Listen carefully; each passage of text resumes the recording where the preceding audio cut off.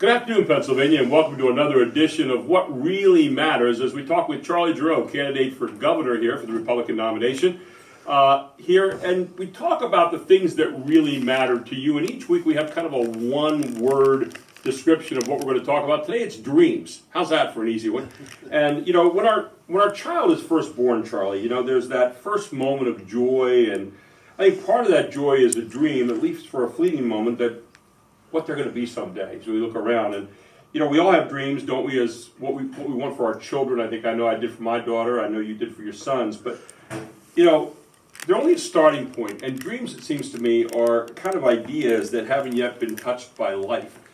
You have an interesting starting point in your life because you had a mother who had a dream for you, and yet your mother wasn't there to see the realization of that dream. I want you to talk a little bit about that. We've never really chatted about that before in detail. No, we haven't, Gary, and it's interesting. I haven't chatted about it with a lot of my friends through the years. Right. It's just not something that you bring up in ordinary conversation. But I wasn't born here in the United States. I grew up in Pennsylvania, but I wasn't born here.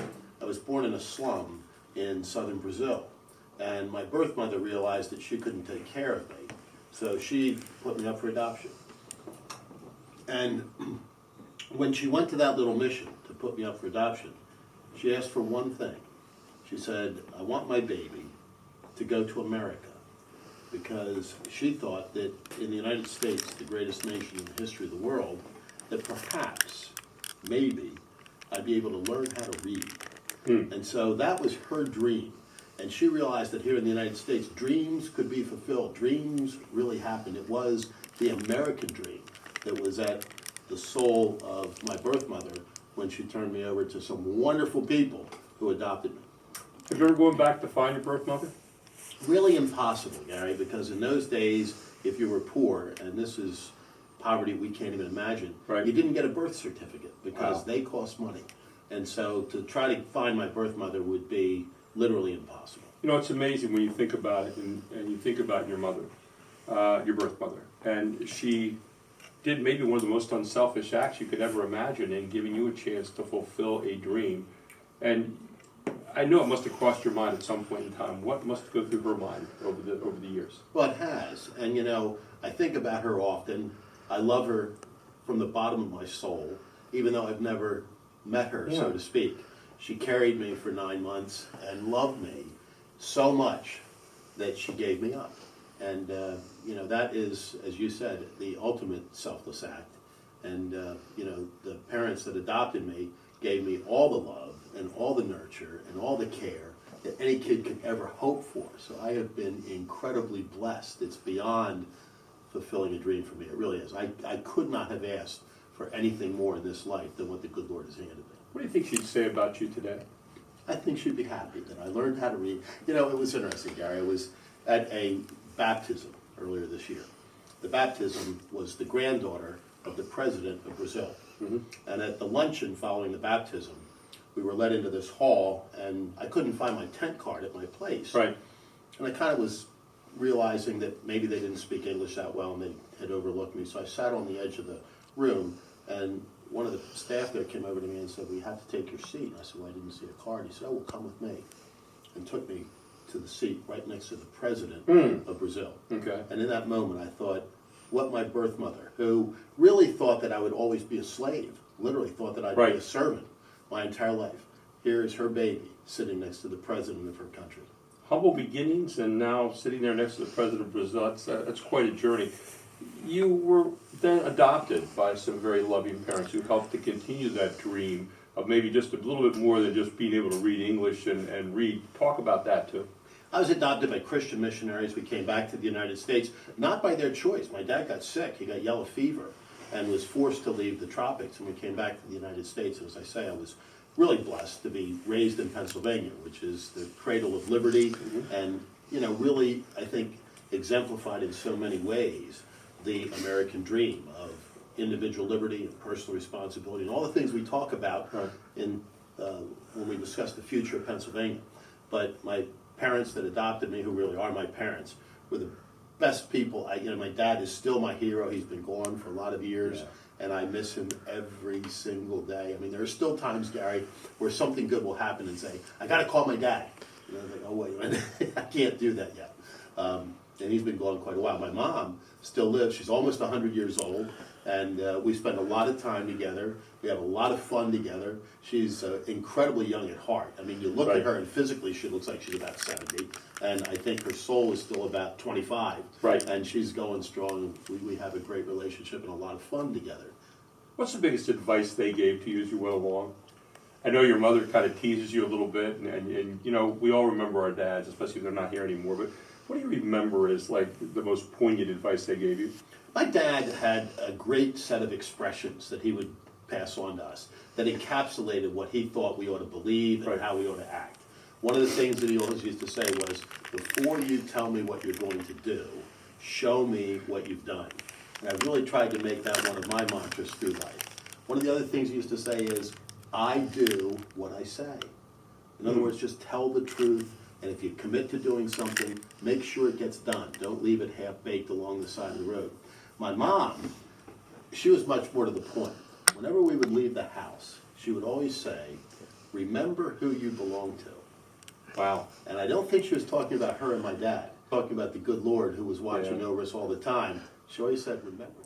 So we have dreams that other people set for us. Your birth mother set a dream of being able to read, perhaps speaks of English. You had your adopted parents who then are kind of laying out some groundwork for you there on how you're going to operate. And now you get to inherit the dream. Now we take it for ourselves and we have to run with it. What's the first memory you have of really having a dream for your life as to what you wanted to do? Well, my first dream, Gary, was to play in the NBA. And I held that dream until reality crashed.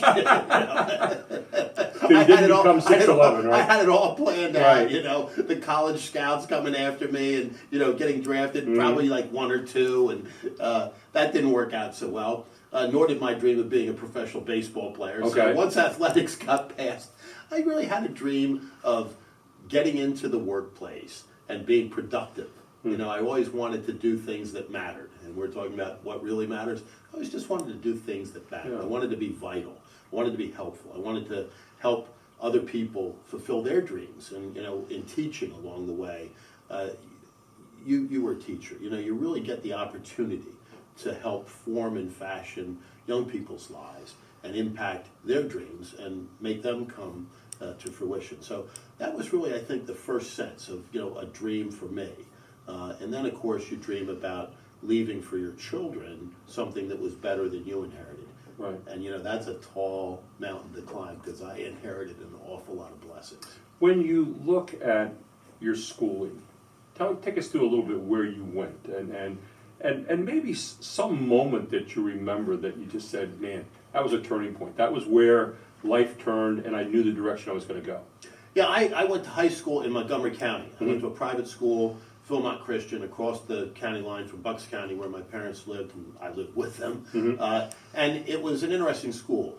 Basketball was the key thing there, and I played and did pretty well and had a lot of fun with that, and probably didn't study as hard as I should have, and certainly didn't behave as well as I should have. But I had one teacher, and her name was Ginny Semmel. She later got married, and it's Ginny Tolliver today, who was an English teacher. Right. And very demanding. I don't know that we always liked her that much in those days, but we really respected her. And we came to really like her. She became our homeroom teacher for 2 years in a row because we requested that she be Wow. our homeroom teacher for our senior year. And she really taught me how to use the English language. And that's been such a blessing because that's what I do every day. Right. And so I owe so much of that to her. And I've said thank you a few times to her personally, but you know, if I had the chance today, she's still living, I'd certainly say it again because the things that people say I do well were largely because of the teaching that she did way back when I was 15, 16, 17 years old. And of course, I thought I was a Division I athlete. I didn't turn out to be. I came out here to the Mid-State, to Messiah College, had a great time there. Probably too good a time, Barry, you know. But the one thing that I remember of all my college years was Carlton Whitlinger, who was the head of the history department. I was a history major, as you know, I love history. And he used to always tell us, and he did it repeatedly, you know, it was one of those things that just got pounded into our psyche, that we see things not as they are, but as we are. We see things not as they are, but as we are. And that has really stuck in my head for many years. My final bit of education in terms of sitting in a classroom was at Villanova Law School. Right. And I am a lawyer. I don't play one on TV. Mm-hmm. I haven't practiced law in a long time. I keep my license, as you know, but I run Quantum Communications, a small business where we can help build other people's dreams. And law school was a good experience, and that was the culmination of my formal education. But then I had the opportunity to teach, and as a former teacher, you know how rewarding Yes. that is, and how much more you learn than the students do. You really do. I mean, they were always very gracious and very kind and saying, you taught us so well, but I learned so much more from them and just going through learning with them than they ever could have gotten from me. And I love teaching. I wish I could still do it today, but other things have called. When you talk about Quantum Communications, this company you got started, what do you do? I mean, talk about that, because again, we're talking about helping people to realize dreams. We're talking about dreams today and what really matters. What do you do here with Quantum? We do corporate communications. We say we are strategy, advocacy, and media. So we help people create strategic plans for telling their story. I mean, Right. we're storytellers, and that's what we do for a living. And we do it in a variety of different mediums. We do it on television, we do it on radio. As you know, I spent over 20 years in television myself, but we help other people do that. We help corporate leaders deliver their message. We help them write speeches. We help them prepare for media appearances. And we do it on the political side a little bit as well, but mostly we do it with issues. We're Right. issue advocates, strategy, advocacy, media. And we've promoted a variety of important causes, like the safe and responsible development of our natural gas, which we were on from the very beginning. We actually coined the phrase, a gold mine beneath our feet. Right. And now a lot of candidates are using that. We're happy about that. They can steal our phrases anytime they want. But we've worked with a variety of different folks in healthcare, in transportation, but mostly in energy. And we've fought against some things. When Ed Rendell tried to toll Interstate 80, Right. we got called by a variety of chambers of commerce up there and small businesses that thought that tolling I-80 would choke them economically and literally drive them out of business. We went to battle for them. We fought that fight for a long time, and we won, so that I-80 wasn't tolled, and we got the opportunity to keep that lifeblood of the northern tier of Pennsylvania flowing. You talk about dreams. You start the whole process over again of laying out dreams for your sons. You have 2 boys. I know you're very proud. And a of them. daughter. And a daughter. And you want to lay out your dreams for your 2 boys and your daughter. Talk a little bit about how you've now translated that onto them from what you've done. Well, I think that the key for dreams, Eric, I'm calling you Eric. Your son, yeah, that's okay. I think the key for dreams, Gary, is to pursue your passions. And if you don't have one, discover it. Try as many things as you can and discover what really gets you going when your feet hit the floor in the morning. My son Eric discovered his so early, and I was so thrilled about that. He's a technology guru. He just graduated from Bloomsburg and got a very high-paying job working for Verizon right out of school. Wow. He does cybersecurity for them, which is a really growing and developing area. He's a digital forensics expert, and he loves it. I mean, he has since he was in junior high school. He always wanted to pursue a technology career. And he has another passion. He's a firefighter, a volunteer fireman, and I'm so proud of him for what he does there. While he was in college, I think he answered the 2nd or 3rd most calls of the Hampton Fire Company, which is a big one. As you know, they get a lot of calls in a year. AJ, my other son, is a very, very bright young guy, but he hasn't yet discovered his true passion. He thought he wanted to be a lawyer. I kind of tried to dissuade him from that. And now he's studying business, and I think he's found it. I think he's going to be a financier of some note. But when he was little, he wanted to be George Lucas. Right. And my daughter Stephanie loves animals. She always has. She had a horse, and she loved the horse, and she had a dog, and she loves her dog. And she's studying to be, in effect, a physician's assistant to veterinarians. Wow. She's studying, to take her passion and develop it into a career. So I'm really proud of my kids. They're really wonderful kids. And they have done some really good things already in life, and I look forward to all the magnificent things they'll do along the way. Speaking of passion and dreams, and we're talking with Charlie Giroux, candidate for governor, a lot of passion and dreams on display out at the farm show this past week. And, you had a chance to get out there a lot, and you were talking to a lot of people, and you're seeing people who do a lot of things with their hands, and you're seeing products, and you're seeing, what Pennsylvania really has to offer. Were there any stories, anything that you saw out there this week that kind of just, you stood back and you said, wow, as governor, I'm going to be in the way of helping these dreams not come to pass, or in the, be able to help these people kind of see more of their dreams come to fruition here in the state of Yeah, Pennsylvania. Gary, I love the farm show. I know They you call do. me a farm show groupie. My Right. buddies all laugh at me because I'm there every single day. Right. And I always have been. It's not because I'm running for governor that I'm there every single day. Right. I'm always there every single day. And what's really interesting is that when I first came to central Pennsylvania 40 years ago, I had no idea what the farm show was. And somebody said, we got to go to the farm show. I'm like, the what? I was hooked the minute I got there. Right. And you do see the dreams, because so many of these young people in particular spend all year preparing for the farm show. This is the culmination of an awful lot of work. Some of it not so pretty, some of it really downright dirty, but they've worked so hard, so conscientiously for a long period of time to get to the farm show.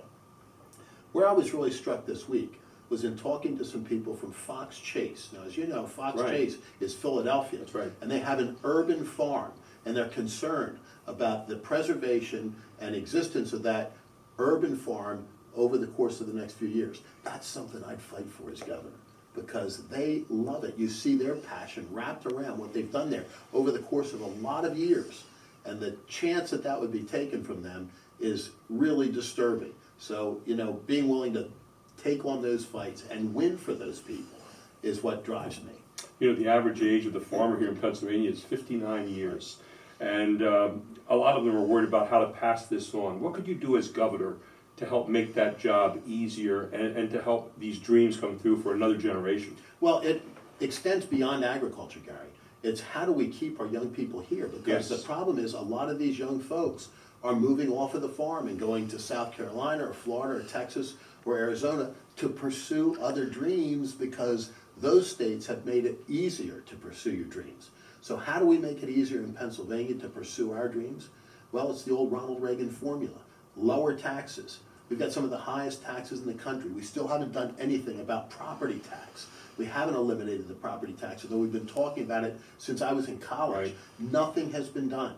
So as governor, I want to put my shoulder to the wheel and make sure that our tax system gets in line with allowing us to be competitive, not only with the other 50 states, but with the nations of the world, because that's really what we are. And to give our kids the opportunity to pursue their dreams here in Pennsylvania, rather than having to move elsewhere. And that especially impacts our farming community, because the taxes there are onerous in a variety of different ways. And we've got to do things as simple as rural broadband to allow them the same opportunities that folks have right here in the city.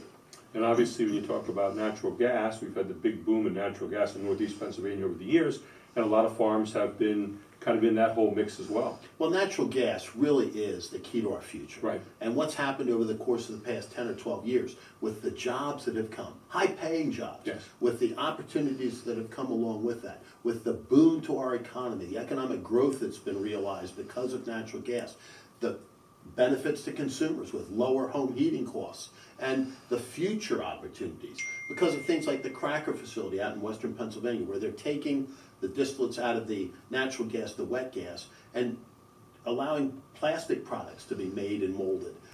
And all these little up around that cracker facility there, we could do 2 or 3 more in Pennsylvania. We're gonna have to compete with other states because they have the same dream. We want to fulfill it here in the Commonwealth of Pennsylvania. And again, for agricultural jobs, we want to make this a destination. I think that's a dream you have. And I know at the very basis of your run here for governor, from the people, for the people, is the dream that you have for Pennsylvania, much like your mother had a dream for you to be able to perhaps speak some English and read and write a little bit. I think you've got a dream that we get back to the people again. And I think that's an important dream to have, an important vision to have in your run. It's the key. From the people. I'm from the people. I'm not a professional politician. I'm a small business owner, and I live and deal with people every single day. I listen to them. And from the people is at the core. And then an agenda that's for the people, that will allow everybody the opportunity, because that's what people want. They don't want promises of absolute success. They want the opportunity to pursue their dreams. And you do that through individual liberty and individual freedom. You do it through personal responsibility, and you do it through creating an environment in which they can win.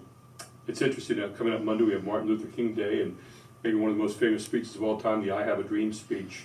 it's good for us to dream in our country and good for us to have the idea of bringing those dreams to reality. I was reading something today by Jack Johnson, the famous boxer, who said, "Don't let a dream stay a dream." Right. You know, that's an important thing. Make that dream a reality. I know that's something you're trying to do right now. And one of the ways you're doing it is you're having people call you directly and talk to you directly. Talk about that a bit. Well, I have put my personal cell phone number out before 13 And I thought I was the only one that had. I know, so, a lot of people said, I used to feel so special. I don't feel so special anymore. Well, I want every Pennsylvanian to feel very special. Exactly. And I've put my number out in front of 13 million of my fellow citizens. It's 717-877-8194. It rings right here in my pocket, and I'll answer it. I got a call, as you know, from a guy the other day, and he said, "Is this really Charlie Giroux?" I said, "Well, who were you expecting?" Yeah.